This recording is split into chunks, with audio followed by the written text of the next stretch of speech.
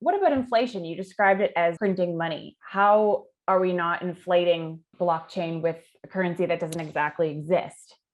Yeah, that's a very complex question. I think that one of the fun things about getting immersed in the blockchain space and going down the rabbit hole is just the way that blockchain brings together such an interesting confluence of history, technology, sociology, and economics and business. And I think that there are some really interesting questions around monetary theory and blockchain and crypto. One of the things that is interesting about Bitcoin in particular that made it such an appealing investment is because it's deflationary. So there's a fixed supply, much like the limited supply of gold that was used historically to serve as a balance to give weight and value to paper money. And then once we decoupled from the gold standard, then inflation started to really kick in, right? So with Bitcoin, you don't have inflation, you have deflation. The price of goods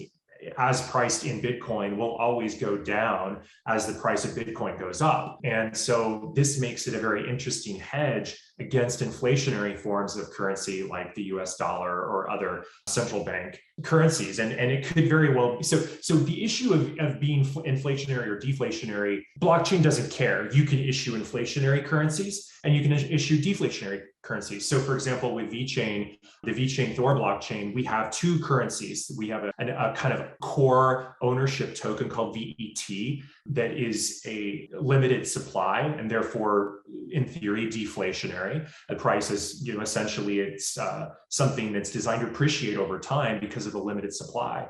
Whereas our gas token is more of an inflationary currency in the sense that the supply isn't fixed.